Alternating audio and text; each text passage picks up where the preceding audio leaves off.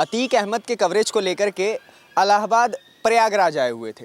अब प्रयागराज के बारे में एक बड़ी अच्छी बात कही जाती है कि इलाहाबाद यूनिवर्सिटी के आसपास अगर कोई व्यक्ति एक चक्कर भी लगा लेता है तो वो ज्ञानी हो जाता है।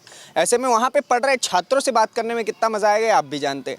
तो ऐसे में हम यहाँ हमारे साथ छात्र काफ़ी जुड़े हुए हैं। सर क्या नाम हुआ आपका? डॉक्टर प्रमोद शर्मा। हाँ, तो सर अभी हम प्रयागराज में अतीक अहमद को लेकर के जो इतना खौफ चल रहा था, जो कुछ भी अभी हुआ है, कल असद का एनकाउंटर उनके बेटे का, क्या कहना है आपका?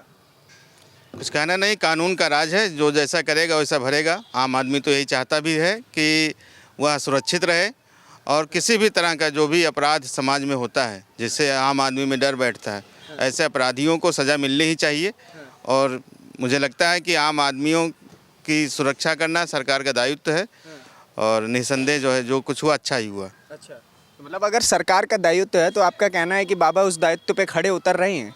निश्चित रूप से बाबा कानून व्यवस्था के मामले में योगी आदित्यनाथ जी की सरकार अच्छा काम कर रही है। अच्छा, लेकिन जो विपक्ष है वो तो लगातार प्रश्न चिन्ह खड़ा कर रहे हैं। जैसे असदुद्दीन ओवैसी है, AIMIM पार्टी के जो मुखिया हैं, उनका कहना है कि भाई साहब ये लोग एक धर्म को देख करके एनकाउंटर करते हैं। अगर करना होता तो फिर ये बाकियों का भी एनकाउंटर कर रहे होते, केवल अतीक के बेटे का ही क्यों? धर्म के आड़ पे वो ले गए इस खेल को पूरा। राजनीतिज्ञों का तो काम ही यही है कि किसी न किसी रूप में समाज को बांटना। और अभी कल के पहले, उसके पहले 2 दिन पहले भी वहाँ हरिद्वार के पास में एक ज़िला है बिजनौर, वहाँ पे कोई आतंकवादी कह रहा हूँ, कोई अपराधी था, उसका भी इनकाउंटर हुआ है। वो तो मुसलमान नहीं था। तो इस तरह से ऐसा कुछ नहीं है कि धर्म के आधार पे, जाति के आधार पे जो भी अपराधी है उसको सज़ा मिलनी ही चाहिए। जी। अच्छा, अखिलेश यादव का भी इस पे बड़ा बयान आया है। अखिलेश यादव भी इस एनकाउंटर को कह रहे हैं कि फर्जी एनकाउंटर का शहर बन गया है। यूपी को, उत्तर प्रदेश को वो अब एनकाउंटर प्रदेश कह रहे हैं कि ये एनकाउंटर करवा के सरकार केवल वोट हड़पना चाहती है और सारी फर्जी एनकाउंटर हैं।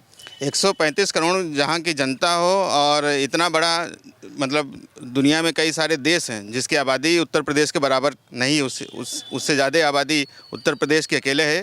ऐसे राज्य को चलाना अपने आप में बहुत बड़ी चुनौती है और न्यायपालिका अपना काम करती है, लेकिन न्यायालयों में देखा जाता है अक्सर कि आम व्यक्ति को, आम लोगों को कभी भी न्याय नहीं मिलता, देर से न्याय मिलता है। और न्यायिक प्रक्रिया से या कानून की प्रक्रिया से ही इन लोगों का इनकाउंटर वगैरह किया जाता है। ऐसा नहीं कि एकदम फर्जी मुठभेड़ हो जाता है। इन्होंने गलत किया है, जनता ये सब जानती है। अगर गलत होता है तो यहाँ की जनता भी चुप ना बैठती। अच्छा, न्याय की तो बात हुई, उमेश पाल को क्या आपके हिसाब से न्याय मिल गया केवल इन 2-3 एनकाउंटर से? निश्चित क्यों नहीं। अगर उनको मारा था, अगर उनमें से शिनाख्त हुई और वो सही पाए गए कि इन्हीं लोगों ने उसकी हत्या की थी, तो निश्चित रूप से न्याय मिल गया। अच्छा, अतीक अहमद का अभी कहना आया है कि अब मिट्टी में मिल चुके हैं, अब हमारे परिवार को छोड़ दीजिए बाबा। क्या कहेंगे इस बात पे? मतलब इतना ज़्यादा मिट्टी में मिला दिया गया है बाबा के द्वारा। ये सरकार का काम, सरकार अपना काम करे और बाकी जो जैसा करता है उसको उसकी सज़ा उसके ज़िंदा रहते ही कभी कभी नहीं उसके बच्चे भुगतते हैं, वो दिखाई दे रहा है। और ऐसे तमाम अपराधी जिनको मिलना चाहिए थी सज़ा, उन सबको सज़ा मिले। मैं यही चाहता हूँ। और धर्म और जाति को देख करके सज़ा ना दी जाए, सबके साथ एक जैसा व्यवहार हो। सबके साथ एक जैसा व्यवहार हो। क्या नाम हुआ सर आपका? मेरा नाम सचिन सिंह है, मैं अखिल भारतीय विद्यार्थी परिषद से हूँ। अच्छा, सचिन जी क्या कहेंगे? अभी ये जो बाबा के राज में इतना सब एनकाउंटर का खेल चल रहा है, हर दूसरी बात पे एनकाउंटर, हर दूसरी चीज़ पे एनकाउंटर। अभी मायावती ने भी कह दिया है कि भाई साहब इस एनकाउंटर की जांच होनी चाहिए पूर्ण रूप से। क्या कहेंगे? देखिए, कहना चाहूँगा ये कि सबसे पहले कि जो लोग यहाँ पे विपक्ष पर जो बात रख रहे हैं कि ये इनकाउंटर का प्रदेश हो गया, अभी आपने बताया कि लोग कह रहे हैं कि केवल एक जाति धर्म का इनकाउंटर हो रहा। तो सबसे पहले मैं आपको याद दिलाना चाहूँगा कि उत्तर प्रदेश में कानपुर में विकास दुबे की इनकाउंटर हुआ था। तो क्या विकास दुबे उनके अब्बू थे जिनका इनकाउंटर उन्होंने किया? ये देखा जाए तो वो भी हमारे हिंदू धर्म के थे, वो भी दुबे समुदाय से थे। तो कहना ये आपका निरर्थक है। यहाँ पे विपक्ष का भी कहना ये गलत है कि केवल मुस्लिमों का इनकाउंटर हो रहा है, क्योंकि अगर जो गलत करेगा, हम किसी जाति की बात करें, किसी मजहब की बात नहीं कर रहे, हम कोई भी जाति है, कोई भी धर्म है, अगर वह समाज में गलत करता है, अराजकता फैलाता है, तो उसके साथ उसका दुष्परिणाम उसको भुगतना ही पड़ेगा और उसका दुष्परिणाम वो भुगत रहे हैं। तो आज आपने जो ये बात कहा कि जो विपक्ष मुद्दा उठा रहा है, तो इस निरर्थक है, इसको हम लोग गलत करते हैं। और साथ में हम ये कहना चाहेंगे कि अपना उत्तर प्रदेश अब बदल रहा है। अगर ऐसा अगर कदम उठ रहे हैं जिसको कहते हैं कि अगर ये इनकाउंटर का प्रदेश हुए तो एक समय उनका भी राज था, तो उनको भी एक काम बहुत पहले करना चाहिए था। उस समय तो वो लोग संरक्षण दे रहे थे। तो हमारा कहने का मतलब है, यदि त्वरित निर्णय हो रहा है, त्वरित फैसले हो रहे हैं, किसी के जो काम हमें करने में, सज़ा मिलने में कम से कम 10-10 वर्ष लग जाते थे, अगर उस पर ऐसी कार्रवाई हो रही है तो हमारा प्रदेश बदल रहा है। अच्छा, प्रदेश बदल रहा है। अखिलेश यादव ने एक बात और कही कि अगर हर केस में एनकाउंटर ही कर देना है तो एक काम करो, न्यायालय को बंद कर दो। ये चीज़ें तो न्यायालय का तो अब कोई काम ही नहीं रह गया, हर दूसरे केस में आप एनकाउंटर कर दे रहे हैं। देखिए, कहने वाले तो कहते हैं कि संविधान की हत्या की जा रही है, न्यायालय को बंद कर देना चाहिए, लेकिन कहने का हमारा ये तात्पर्य है कि ऐसे लोग को पकड़ के आप अगर जेल में रख के अगर आप उनको खाना खिलाते हैं तो यह किस पे बर्डन जाता है? या तो हमारी जेब से ही जाता है। हमारे जैसे, हमें नहीं कह रहे कि आप उनकी हत्या कर देना चाहिए, उनका सबका इनकाउंटर कर देना चाहिए, ऐसा भी नहीं है, लेकिन हमें उस पर एक उचित कार्रवाई करने की ज़रूरत है, जो हमारी सरकार कर रही है। जिसकी हमें उम्मीद है वो हमारी सरकार कर रही है। बाबा को लेके क्या कहना है आपका? ये जो एनकाउंटर लगातार चल रहे हैं या फिर कानून संरक्षण, इन्होंने कहा कि कानून का संरक्षण बाबा बहुत अच्छे से कर रहे हैं, लेकिन दूसरी तरफ विपक्ष आरोप लगाता है कि ये जो गोलियां चल रही है वो सीधा संविधान की किताब पे चल रही है। देखिए, कहने का मेरा बस सीधा सा मतलब ये है कि अभी तक जो शासन व्यवस्था चल रही है, अभी तक जो हमारे देखा गया है, जब से बाबा की सरकार बनी है तब से किसी का अपराधी बनना तो बड़ा कठिन काम है। जो पहले हुआ करता था, हर शहर में 2 अपराधी दिखते थे, लेकिन अब तो अपराधी बनना बहुत कठिन काम है। और जो कानून व्यवस्था को उन्होंने सुदृढ़ किया है, इस पे तो कोई प्रश्न चिन्ह नहीं लगा सकता कि कानून व्यवस्था सुधरी है कि नहीं सुधरी है। तो आप खुद ही जान सकते, किसी से बात कर सकते हैं, उस पर आपको खुद ही पता चल जाएगा कि कानून व्यवस्था कैसी है। क्या नाम हुआ भाई आपका? मेरा नाम दीपक सिंह तोमर है। मैं लखीमपुर खीरी ज़िले से बिलोंग करता हूं और वर्तमान में इलाहाबाद विश्वविद्यालय से BA तृतीय वर्ष का छात्र हूं। लखीमपुर से हैं आप। पूछना चाहूँगा, बाबा के राज में ये जो अभी एनकाउंटर का खेल चल रहा है, आपके हिसाब से सही है? जी, मैं बताना चाहता हूं कि बिल्कुल सही है। कानून का राज कायम है और जो व्यक्ति कानून के हिसाब से कार्य करेगा वही जीने का अधिकार रखेगा, और बाकी जो है उनको जो है सीधा ऊपर का टिकट उनका कटेगा। अच्छा, ठीक है। और बाकी जो है जो कार्य हो रहा है एकदम सही हो रहा है। अगर एनकाउंटर विधि विरुद्ध है तो इसको सुप्रीम कोर्ट ने बैन कर दिया होता। एनकाउंटर भी विधि संगत है, कहीं न कहीं न्याय संगत है, और इसलिए सभी न्यायालयों ने, चाहे उच्च न्यायालय हो चाहे उच्चतम न्यायालय हो, उसने उसको अपना जो है कानूनी मान्यता दे रखी है। संविधान में इसकी भी एक व्यवस्था है। और जब कोई उग्रवादी, जब कोई आतंकवादी या कोई कानून तोड़ने वाला विधिभंजक अगर भागता है तो उसको पकड़ने के लिए ऐसे कार्य पुलिस नहीं करेगी, तो कानून का खौफ कैसे रह जाएगा, कैसे लोगों में सुधार आएगा? लेकिन आपने कहा कि ये तो भाई सही चीज़ है जो कुछ भी हुआ, विपक्ष में इतनी तिलमिलाहट क्यों हो जाती है फिर? देखिए, विपक्ष की बात रही तो लोकतंत्र में एक स्वच्छ और एक स्वस्थ दोनों प्रकार के विपक्ष की व्यवस्था होनी चाहिए। स्वस्थ विपक्ष तो है क्योंकि वो अपनी बातों को, अपनी प्रतिक्रियाओं को स्वच्छ रूप से रख रहा है, उसको रखने की आज़ादी है, जो कि हम देख रहे थे। हमारे बुजुर्ग भी हमें बताते हैं, हम पढ़ते लिखते भी हैं कि इमरजेंसी से लगा के और कब तक कितना स्वस्थ विपक्ष बचा था भारत में। इस समय कितने नेताओं को जेल में डाला जा रहा था। आज वो अपने लिए खुश हों इस बात को सोचकर कि वो अपनी बात दृढ़तापूर्वक और एक स्वतंत्र भाव से रख सकते हैं, यही उनके लिए बहुत बड़ी बात है। और दूसरी बात ये है कि वो अगर सरकार की कार्यों पर अगर प्रश्न चिन्ह उठा रहे हैं तो उनको सोचना चाहिए ये कार्य अगर वो अपने कार्यकाल में कर लेते तो इस कार्यकाल में होने की नौबत ही नहीं आती। अच्छा, जी, इस कार्यकाल में होने की नौबत ही नहीं आती। लेकिन बड़ा कहा जाता है कि अखिलेश यादव के अतीक के साथ बड़े क्लोज रिलेशन थे, बताइए। देखिए, अखिलेश यादव के अतीक अहमद के साथ क्लोज रिलेशन थे, ये तो इस प्रश्न का उत्तर अखिलेश यादव ही दे सकते हैं। और बात रही अतीक अहमद की, तो अतीक अहमद ने पता नहीं कितने परिवारों को उजाड़ा है, कितने मासूमों की हत्या की है, कितने माँ के लालों को उसने मारा है, मौत के घाट उतारा है, कितनी ज़मीनों को हड़पा है, कितने मतलब पॉलिटिकल लीडर्स मिलके घोटाले किए हैं, गबन किए हैं, इसका ब्यौरा आज तक नहीं आया है।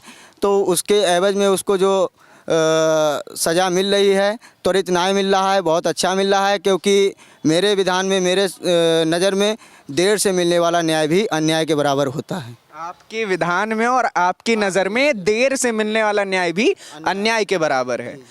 वाह, क्या बात कही है भाई, ताली होनी चाहिए इसके लिए। नहीं, सही में। अच्छा, एक बात बताइए, आपके हिसाब से देर से मिलने वाला न्याय नहीं होता है? बिल्कुल। तो फिर अभी जो ये एनकाउंटर हुआ है, इतनी जल्दी भी न्याय मिल जाना सही न्याय है? इतनी जल्दी आप इसको इतनी जल्दी कैसे कह रहे हैं? ये तो पिछले 25-30 90s के दशक से होता आ रहा है। यहाँ मुझे ज़्यादा जानकारी नहीं है प्रयागराज के भौगोलिक ज्ञान के बारे में, यहाँ राजनीतिक ज्ञान किस प्रकार से घटनाएं घटी, लेकिन मैं सुनता हूँ कि प्रयागराज का आतंक इलाहाबाद से ही स्टार्ट हुआ था, क्योंकि वह इलाहाबाद का ही रहने वाला था। उसने पता नहीं कितने लोगों को यहाँ पहले से ही उनकी हत्याएँ की हैं, उनको लूटा है। और यहाँ कहते हैं कि जब वो अपना काफ़िला लेके निकलता था तो मतलब जो है सड़कों पे सन्नाटे की स्थिति आ जाती थी किसी वक्त, तो इतना भय था। तो वो क्या कोई उच्च न्यायालय का या सर्वोच्च न्यायालय का कोई न्यायाधीश था या कोई अफसरशाह था? और इतना तो खौफ किसी न्यायालय के न्यायाधीश या किसी अफसरशाह के एक काफ़िले के आने के बाद भी जनता में नहीं होता, जितना कि उसके काफ़िले गुजरने के बाद होता था। इससे समझ सकते हैं कि वो कितना कानून का चाहने वाला था, कितना कानून का हितैषी था। अभी आपने एक बात कही, देर से मिलने वाला न्याय अन्याय के बराबर होता है। इस हिसाब से राजू पाल के साथ भी तो अन्याय हो रहा है, क्योंकि 2004 में उनकी हत्या हुई थी। आज तक उमेश पाल 2022 तक वो केस लड़ रहे थे और फिर उमेश पाल की भी हत्या कर दी गई, तो ये भी तो अन्याय है। तो उसके लिए जो पिछले कार्यकाल जिन सरकारों का रहा है उसके लिए वो सरकार जिम्मेवार हैं। आज की परिस्थिति ये है कि आज की सरकार कार्य अच्छा कर रही है, उसकी सराहना की जा रही है। आपके हिसाब से बाबा काम अच्छा कर रहे हैं? बिल्कुल अच्छा कर रहे हैं, ऐसा होना भी चाहिए। अच्छा, ऐसा होना भी चाहिए जी। क्या नाम हुआ सर आपका? मेरा अभिषेक सिंह नाम है, मैं अखिल भारतीय विद्यार्थी परिषद से हूँ। जी, क्या कहना चाहेंगे? अभी ये जो एनकाउंटर का केस चल रहा है, कोई इसे फर्जी बता रहा है, कोई संविधान पे गोली चलना बता रहा है, कोई पूरा विपक्ष इसकी अवहेलना कर रहा है, आपका क्या कहना है इस मसले को लेकर के? देखिए, मैं तो पहले विधि छात्र हूँ, तो थोड़ा संविधान की जो गोली चलने की बात कही जा रही है तो उसको बता दो कि हमारे पास जो अभी आज डॉक्टर BR अम्बेडकर जी की भी जयंती है, तो उस पर मैं कहना चाहूँगा हमारे संविधान ने जो हमको अधिकार दिए उतना मतलब दूसरे का अधिकार प्रभावित न हो सके। आर्टिकल 19 में दिया गया है कि आप कहीं भी मूवमेंट कर सकते हैं, कहीं पे चुनाव लड़ सकते हैं, लेकिन आर्टिकल 19(2) में आपको उस पर प्रतिबंध भी लगाया गया है, वो भी रीजनेबल प्रतिबंध लगाया गया कि आपका अधिकार वहाँ से जब समाप्त हो जाता है जब दूसरे का अधिकार आप छीनने मतलब आ जाते हैं या हनन करने लगते हैं। संविधान वहीं तक आपका वो मतलब आपको फंडामेंटल अधिकार दिया है। उसके बाद आप यहाँ पे बताइए उमेश पाल के दिन दहाड़े हत्या कर दी गई, ये किसी का संविधान ने अधिकार तो नहीं दिया है कि आप जबरन हत्या कर दें। और वो जबरन मतलब पैसा लेके वो भी उनके खिलाफ जो उनकी हत्या हुई थी राजू पाल की, उनके खिलाफ वो मुख्य गवाह ही थे जी। तो उनका वो भी दिन दहाड़े उनको भी 2 पुलिस को भी जो उनके गनर थे उनको दिन दहाड़े हत्या करने सीधे ये प्रदेश सरकार को चुनौती है कि हम आपके इस लॉ एंड ऑर्डर की जो एक अपना यूपी गवर्नमेंट अपना स्थापित करने की जो माना जाता है पूरे प्रदेश भर में कि लॉ एंड ऑर्डर को अच्छी व्यवस्था करने वाली सरकार है मायावती से अच्छी इनको अभी मतलब जनता ने संज्ञा दी हुई है, तो ये सीधे सरकार को चुनौती थी। तो फिर सरकार एक्शन में आई, ठीक है। और जो अभी असद का एनकाउंटर चाहे गुड्डू मुस्लिम का और गुलाम का हुआ तो उसमें क्या था कि ये अभी झांसी का मामला था तो ये पुलिस ने ट्रैक किया, तो उसका आप देखे होंगे फुटेज भी देखे होंगे, पहले उन्होंने फायर किया, पुलिस ने पहले भी आया कि पहले पुलिस STF ने फायर किया। STF ने नहीं, असद ने फायर किया, वो पहले क्या मतलब एनकाउंटर STF के द्वारा हुआ? जी। तो कहीं भी होता है, कोई भी अपराधी होता है या चाहे आतंकवादी जब पुलिस अरेस्ट करने जाती है तो उनको पहले सरेंडर का पूरा मौका देती है। ये प्रोसेस ही है कि गिरफ्तारी से पहले उनको पूरा ड्यू प्रोसेस बाय लॉ होता है कि वो फॉलो किया जाए। लेकिन वो अंदर से जब वो अपना सेल्फ डिफेंस का भी हमको राइट दी हुई है, IPC में हम लोगों को दिया गया 76 से लेकर 106 तक। तो आपके जब कोई गोली चलाता है तो ये आपका भी अधिकार है कि आप उतना फोर्स यूज कर सकते हैं जाकि अपने जान माल को आप सुरक्षित रख सकें। अच्छा, एक बात बताइए, आप यहाँ पे रहे होंगे, अतीक के बारे में आपको किसी ने कुछ बताया है कि इस प्रकार से कोई गुंडागर्दी चला करती थी एक समय, कुछ बताया हो आपको ऐसा? जी, जब से मैं यहाँ रह रहा हूँ 2014 से अभी तो छात्र जीवन में मैं ये कर्मभूमि रही, पढ़ाई लिखाई विश्वविद्यालय से चल ही रहा है।